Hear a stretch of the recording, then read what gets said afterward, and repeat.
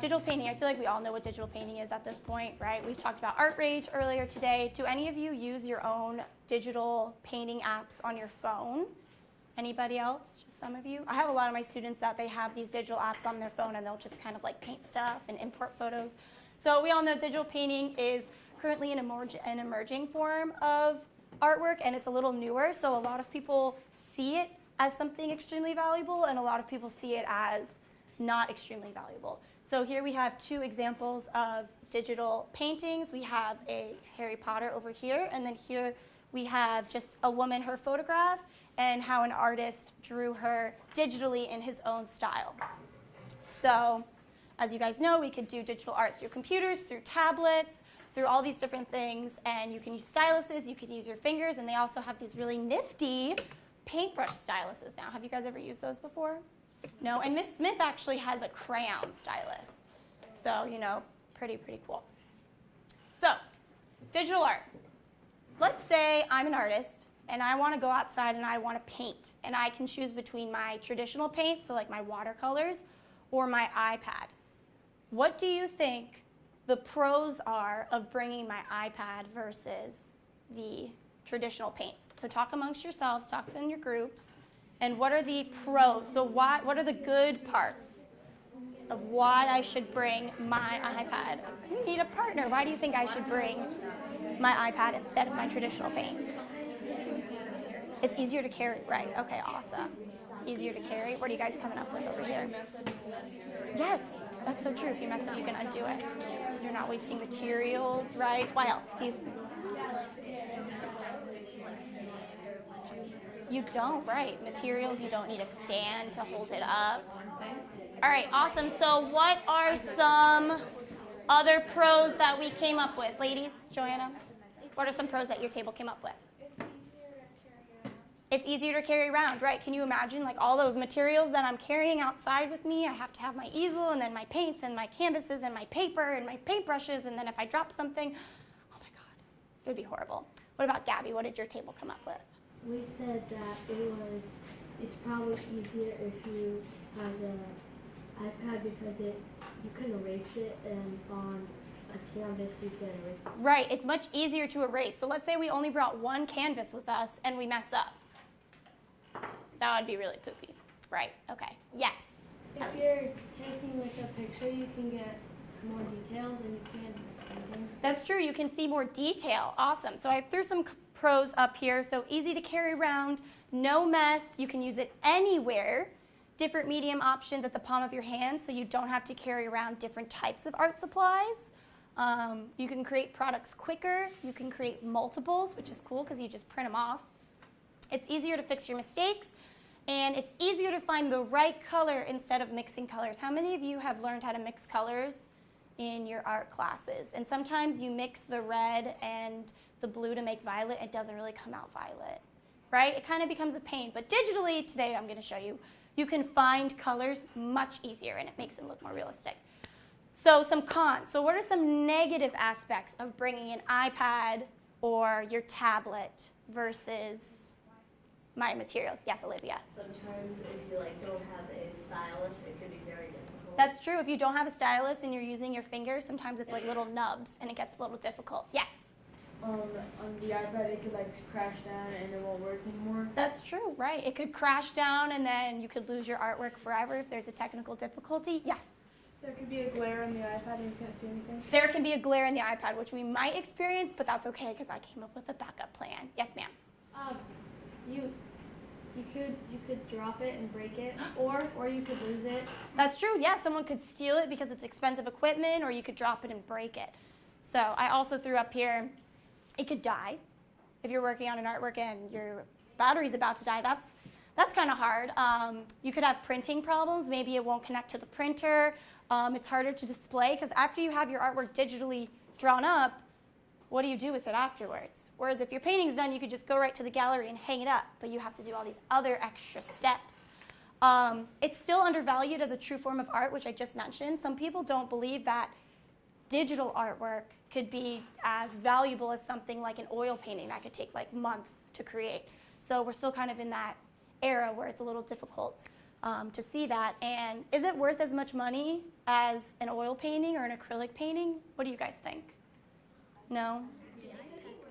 It could be worth more, yeah. I truly don't know the answer to this. Miss Smith and I were talking about this, and I don't really know how it works because you're just printing it out. So, but yes, ma'am.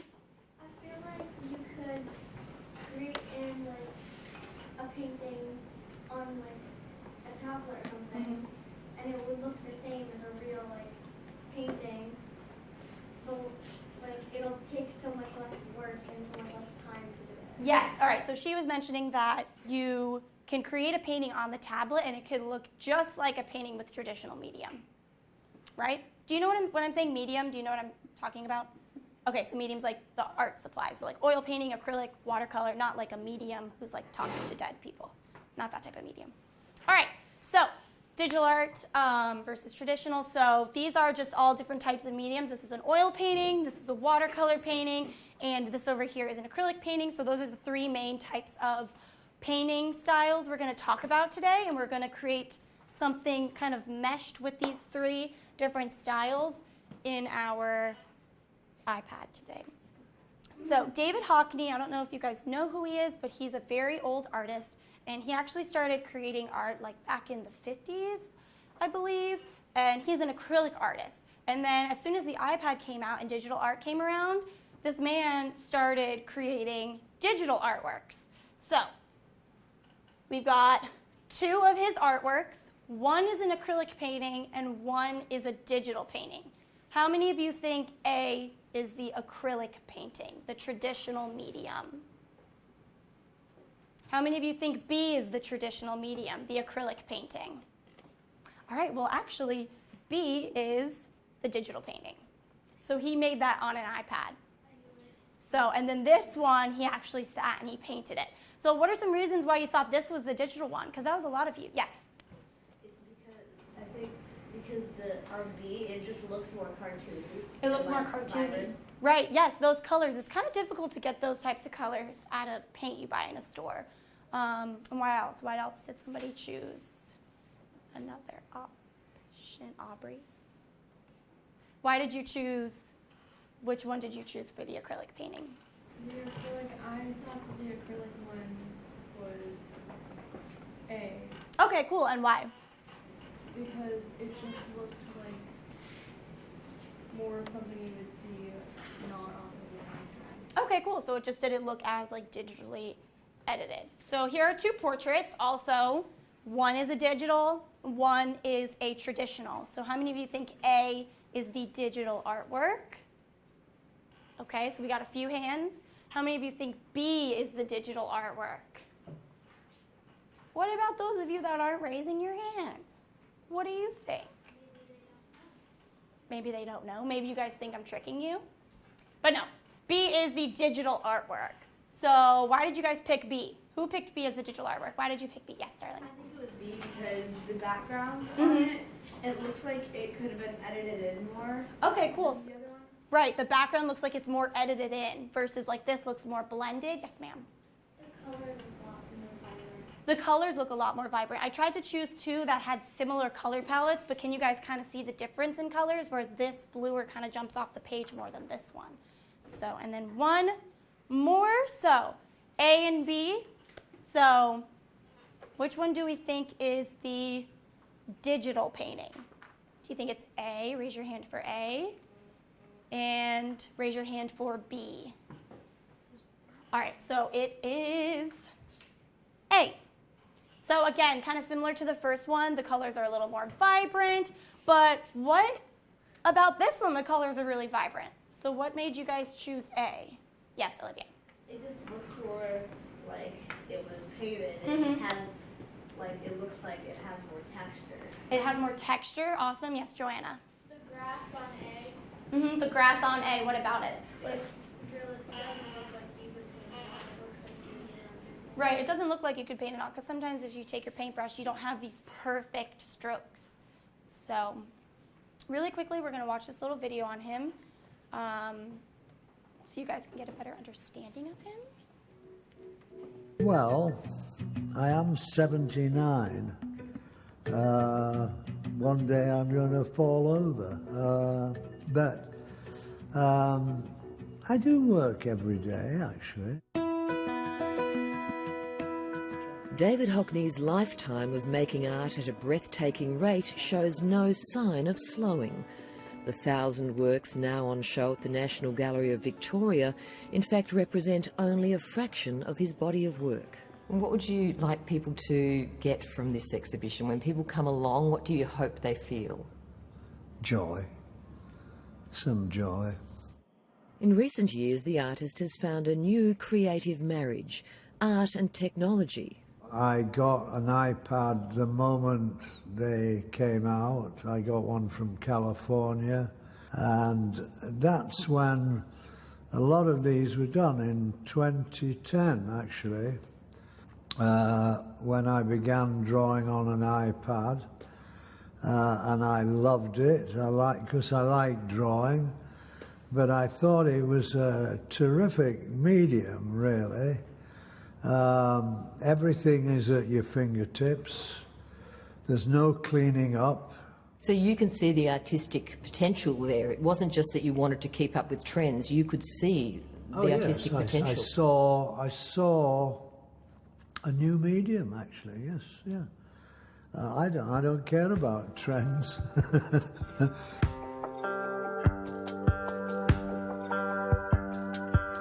David Hockney began this digital drawing standing in Yosemite National Park in California with his iPad. The video shows how it develops stroke by stroke. It's like an endless piece of paper, an iPad. You can go on, you can just draw, then you can make it smaller, which is the equivalent of adding paper.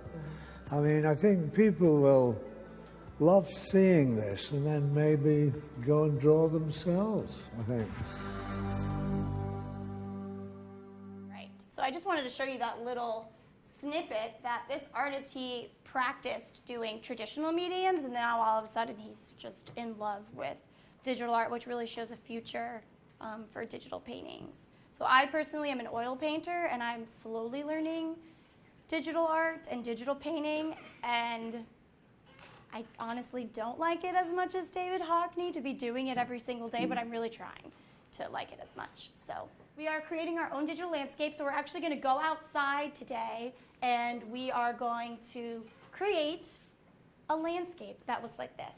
So, are you guys ready? Yes. All right. So, but wait, there's more. Okay. So, foreground, middle ground, background. How many of you know what foreground, middle ground, background is? Great. Okay, so let's say this is the painting. Here's one thing. Here's me. And here's the background. Oh, dang it. Here's the background. Which part is the foreground and which part is the middle ground of these two things? Yes, darling. The middle ground is you. Yes, I'm the middle ground. And so this is the foreground, right? So I always remember foreground because like your forehead is on your face and the face is in the front. I don't know, that's how I remember it. So foreground in the front, middle ground in the middle, background in the back, right? Foreground, middle ground, background. Okay, so in this photograph right here, foreground, middle ground, background. Does that make sense? Yes. Yes? So where would be the foreground in here? Yes, darling? The sunflowers at the front. Right, so the sunflowers right here are the foreground. What would be the middle ground, Michaela? Middle ground would be like the hills. The hills, okay, so this would be the middle ground. And what would be the background, just class in general? The mountains, right, awesome. Okay, what about this one? Foreground, middle ground, background. Yes? Foreground looks like it's the French fry looking thingy. The French fry, so the hay. What would be the middle ground then, if you're thinking that's the foreground? Does everybody agree that that would be the foreground? Yeah. Or, why are you thinking like so, maybe? Because there's like 2 layers of the hay. So Right. the first layer on the very bottom, that's the foreground, and the middle ground's like the second layer. Actually, there is no foreground, middle ground, background. Yeah. So this was a trick question. So John Cena's laughing at you. So this one's very flat. There is no atmospheric perspective. So because the hay is not overlapping the house, it kind of looks a little off. Doesn't it look flat? I mean, obviously this is a painting, but doesn't it look more flat in like kind of perspective versus this where it really looks like it's going back in space? Like we can see all the way back there. Whereas over here, we can't really see that much. So this is very flat, and we do not want our paintings to look flat like this. Also, they kind of cut the hay in this perfect straight line. Did you guys ever, when you were younger, do like the one line of blue as the sky and the one line of green as the grass? Right? Maybe, sort of. So that's what I want us to not do. So John Cena again. So also a way to create perspective and to make it look as realistic as possible, we're going to focus on value and tonality. Do you guys know what that means? And anyone want to describe, what is it? Tonality is like the tones of the paper and the shadowing, all the different colors. Right, okay, so like the shadows and all the colors in between the lightness and the darkness. So tonality and value is just when you have light colors and dark colors. So when you add white to a color and when you add black to a color. So right here is a tree, and as you can see, it's digitally edited so you can see the dark areas and the light areas. And then here also, do you see how we have dark areas and light areas? So, which example do you think Ms. Gucci would like better? A or B? What? Okay, one more time. Which example has more value? A or B? B. B, good, right, which means I would like it better because this looks more flat. Whereas this, we can see the dark values of the leaves, the lighter values, and then like those yellowish values. So, your project requirements are, we're going to go outside, you're going to create a digital landscape in ArtRage, which I'm about to show you how to do. You must have a foreground, middle ground background, and each of those is going to be on a different layer. So if you are more experienced in layers and you feel that you can just add as many layers as possible, then you go for it. But I really want to focus on 3 different layers, as Miss Santangelo showed us a few days ago with the different pieces of the clear paper when she was talking about layering, because I want you to understand that there's going to be 3 different sides. You cannot have any man-made objects or people, so because we are going to have perspective going on in there, and I don't want you to draw a house that's all wonky or a car that's melting because it's out of perspective, and you may not have any people in it. And you have to add value to your vegetation, so 2 tones. So each of your trees or your bushes or the grass has to have 2 tones. It can't look flat. So 50% of this image is going to be your imagination. So you guys will start out with what you see, and the rest you kind of create your own landscape. So you can make it surreal, so like weird things going on. You can make it realistic. You can make it look like it's a different country. You can make a volcano in the background. You can make it look like we're in Antarctica, whatever you'd like. Yes? I wouldn't recommend putting animals because of perspective, but if you can change my mind, then you could put in animals. So, but I want the animals on a different layer so that we could get rid of them if we want to. So as you can see, I started drawing this bush over here, and I'm adding lots of value. What I don't want you to do is to start off with something like this. So here's my image. All right, here's my tree. I know a tree is going to be here, so I'm going to start it out. So I recommend that we use the paintbrush, the oil paintbrush, and the watercolor paintbrush. I like the oil paintbrush, which is the flat brush, because it comes on thicker and not as translucent, transparent, but it's a little more like opaque, right? Opaque, it's a lot more opaque, whereas the watercolor brush, so here's my oil painting, like paintbrush, full and thick, and then the watercolor brush is a little more thinner, and those are the same exact colors. So it comes out a little bit different. So you can use whichever one you want. I just prefer the oil painting one. So I'm going to quickly zoom in on my photo, which we're going to go out there. We're going to take a photo of what you see, because we're going to use this dropper right up here. And this is how I'm actually going to find my correct colors. So like I was saying, instead of going out there and having all these supplies out there and bringing like 6 different tubs of green paint, you just click on the dropper, and what's going on to the color wheel over there as I'm moving my finger?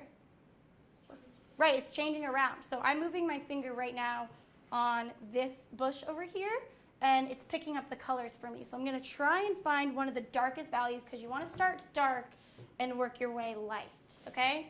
Remember that. Start dark, work your way light, right? Okay?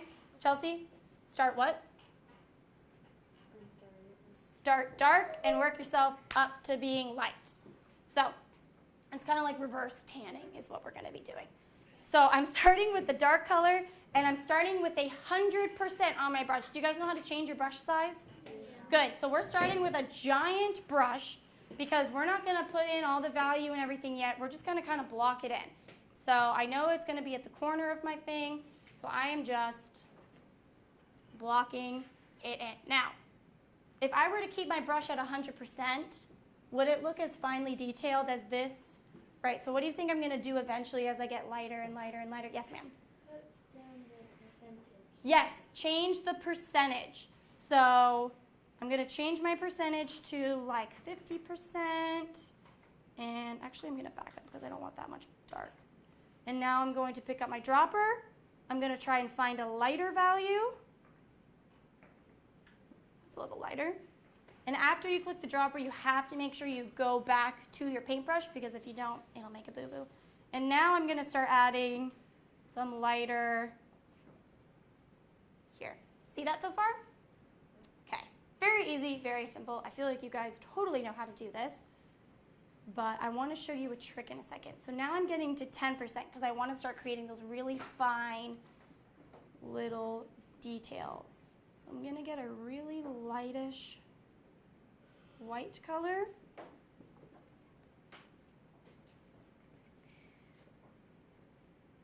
Oh, it's taking me to purple. I think I know why. Because of the flowers. Yeah. All right, so I'm going to go here and I'm going to start adding thinner strokes. Now, I don't know if you guys can see, but as I'm adding these strokes in, what's going on to the bottom? Yes, ma'am?